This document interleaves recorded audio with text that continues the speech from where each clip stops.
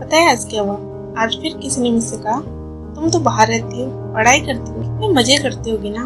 मैं बस हल्का सा मुस्कुरा दी, लेकिन अंदर से मन किया काश ये लोग समझ पाते कि वो जो मजे समझते हैं वो असली में कितनी बड़ी जिम्मेदारी है। जब मैं पहली बार घर से बाहर पढ़ने आई थी तो मोहल्ले वाले, रिश्तेदार सब यही कह रहे थे, वाह अब तो आज़ादी है, कोई रोकने वाला नहीं है, अब तो जिंदगी सेट है। सोशल मीडिया पर जब भी कोई फोटो डालती तो लोग समझ लेते कि मैं बहुत खुश हूँ, बहुत इंजॉय कर रही हूँ। लेकिन कोई भी ये नहीं जानता था कि उस फोटो के पीछे कितनी थकान, कितनी परेशानियाँ और कितनी जिम्मेदारियाँ छुपी होती है। रियलिटी तो तब समझ में आई जब पहली बार मुझे खुद सुबह उठकर खाना बनाना पड़ा। कभी सब्जी जल जाती तो कभी टाइम ही नहीं मिलता।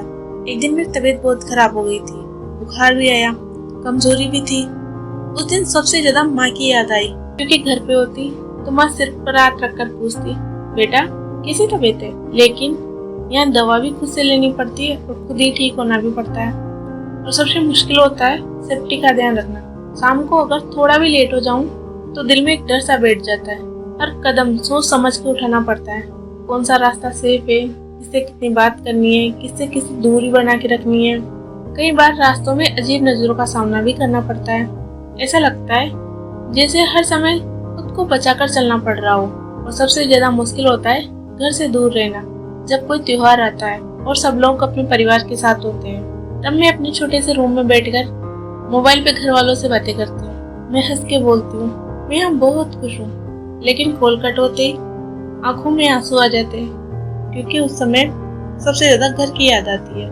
लोग सोचते हैं बाहर रहने वाली लड़कियां सिर्फ एंजॉय करती है, लेकिन सच्चाई ये है वो हर दिन एक जिम्मेदारी से लड़ती है।